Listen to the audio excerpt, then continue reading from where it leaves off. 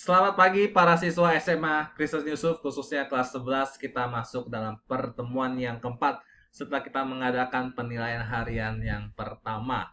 Dan hari ini kita akan masuk ke dalam teori baru tentang asal-usul entrepreneurship dan juga sejarah singkat tentang entrepreneurship.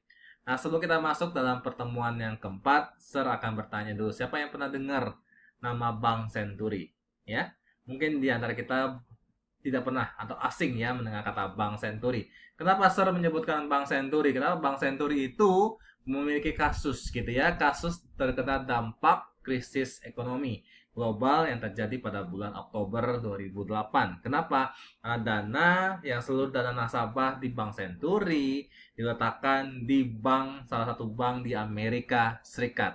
Nah, pada waktu Oktober 2008, Bank Amerika Serikat itu sering memberikan bantuan dana, khususnya peminjaman kartu kredit, peminjaman KPR, yaitu yang ingin membeli rumah mereka boleh cicil gitu ya. Tetapi pada waktu itu orang-orang di sana tidak mampu membayar.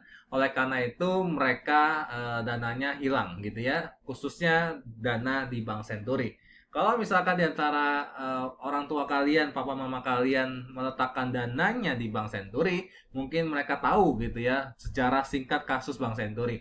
Oleh karena itu dampak krisis ekonomi itu global itu melanda akhirnya ke kawasan di Asia, khususnya di Jepang, Korea, Singapura maupun juga termasuk di Indonesia. Akhirnya memunculkan nama statement yaitu pengangguran terdidik. Nah, apa itu pengangguran terdidik? Pengangguran terdidik adalah orang yang mendapat gelar pendidikan, ya, tetapi tidak mengerjakan aktivitas apapun.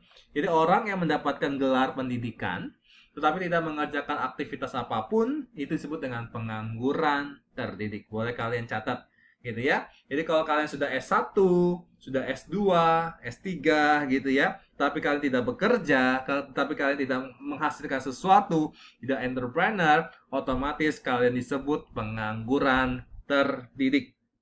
Ya, orang yang mendapat gelar pendidikan tetapi tidak mengerjakan aktivitas apapun gitu ya. Nah, Sir punya teman gitu ya, di teman S2, Sir gitu ya. Jadi dia S2 hukum, berbeda dengan Sir. Nah, keluarganya latar belakangnya semuanya sarjana hukum maupun juga S2 hukum gitu ya. Termasuk papanya adalah pengacara gitu ya. Nah, tapi ketika saya bertanya gitu, aktivitas yang dilakukan oleh kakaknya atau cicinya gitu ya, yang dilakukan dia juga S2 hukum gitu cicinya, tetapi yang dilakukan adalah di rumah cuma hanya makan, nonton, ya, tidur, makan lagi gitu ya. Ini sebelum terjadi pandemi COVID-19 gitu ya.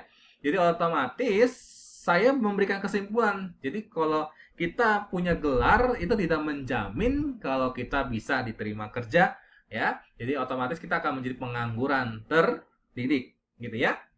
Oke. Nah, sekarang kita akan mempelajari tentang ilmu entrepreneurship. Apa itu ilmu entrepreneurship ya? Ilmu entrepreneurship itu merupakan salah satu yang dapat menyelamatkan hidup kita apabila terjadi pemutusan hubungan kerja atau PHK gitu ya, yang dapat terjadi kapan saja dan di mana saja.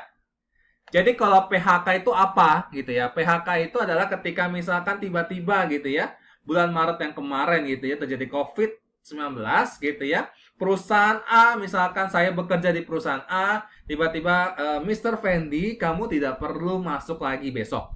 Ya. Jadi perusahaan tidak membutuhkan kamu. Jadi tiba-tiba pemutusan hubungan kerja sebelah pihak. Nah, itu menjadi salah satu yang dapat menyelamatkan hidup kamu ketika terjadi PHK adalah ilmu entrepreneurship ya.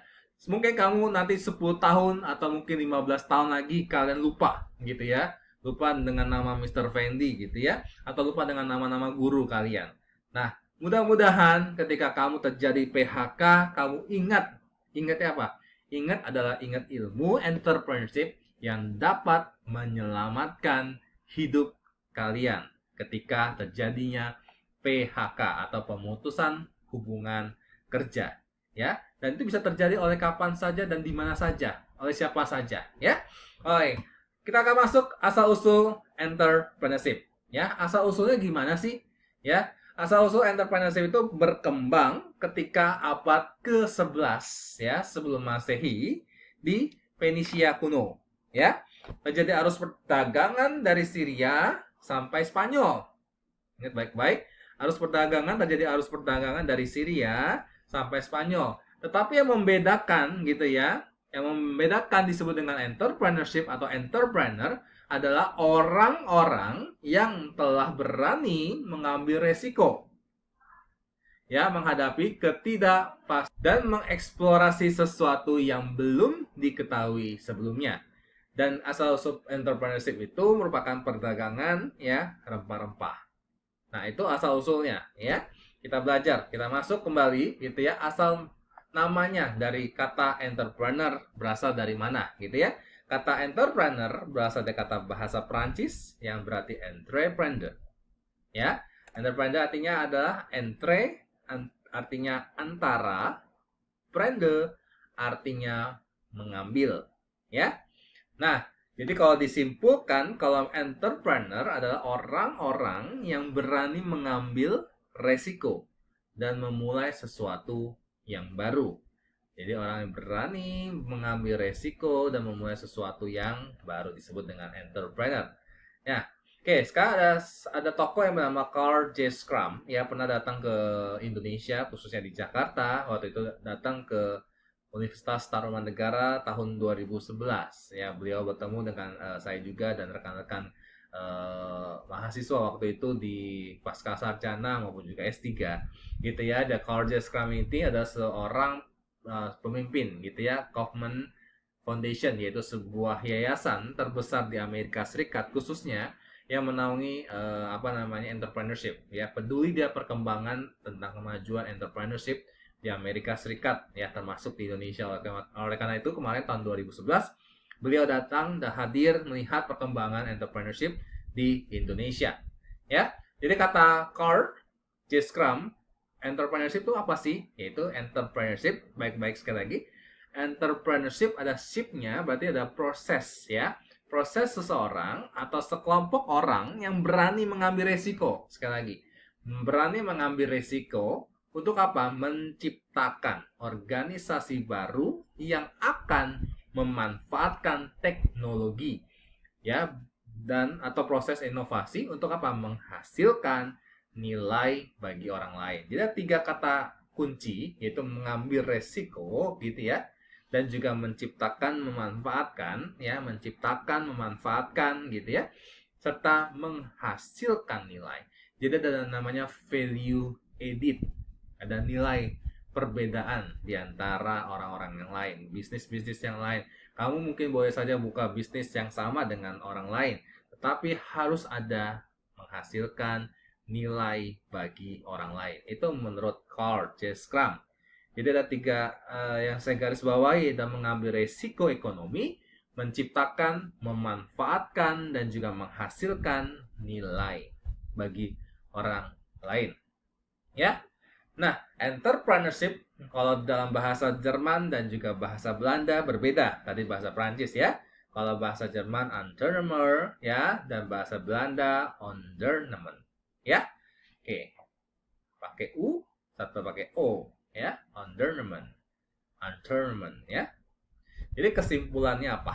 Kesimpulan dari entrepreneurship adalah kemampuan seseorang dalam mengelola resiko yang ada terkalkulasi.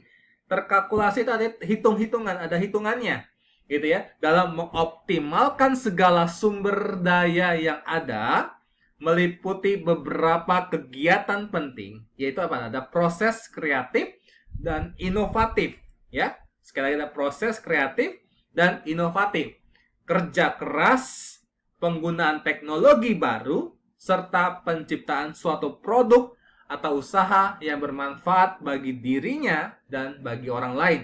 Jadi entrepreneurship itu harus bermanfaat bagi dirinya dan bagi orang lain, jangan bermanfaat bagi diri sendiri. Tentu harus bernilai ya, bermanfaat bagi orang lain. Itu kata ini kamu nggak perlu dihafalin ya. Jadi kesimpulan dari entrepreneurship adalah kemampuan kita seseorang gitu ya, mengelola resiko yang ada, mengoptimalkan dari proses kreatif dan inovatif gitu ya, menghasilkan, bermanfaat bagi diri sendiri dan juga bagi orang lain.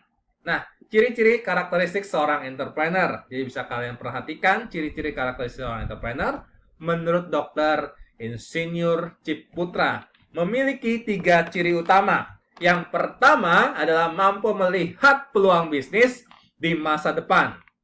Ya, yang pertama mampu melihat peluang bisnis di masa depan.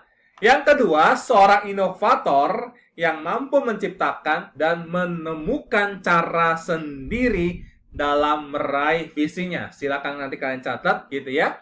Dan yang ketiga, siap menanggung resiko baik dia finansial maupun juga mental gitu ya. Jadi dia harus siap ya rugi dan siap mental dianggap gagal. Itu seorang ciri-ciri seorang entrepreneur atau karakter seorang entrepreneur. Jadi dia bisa mampu, yang pertama dia bisa mampu melihat masa depan gitu ya, melihat peluang bisnis, apakah ini peluang atau ini ide ya.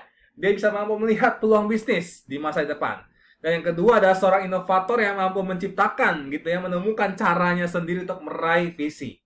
Ya, yang ketiga adalah siap menanggung resiko gitu ya, baik dia kerugian maupun juga mental dianggap gagal. Ya, kalau misalkan kamu pernah lihat Gojek gitu, Grab atau Shopee, Tokopedia itu 5 tahun yang lalu gitu ya, 10 tahun yang lalu mungkin tidak ada kepikiran bahwa akan ada online semuanya. Gitu ya. Tetapi seorang entrepreneur dia bisa melihat peluang bisnis bahwa nanti bisa saja ada toko yang tidak berbentuk fisik, ada toko online gitu ya, yang bisa hadir ya untuk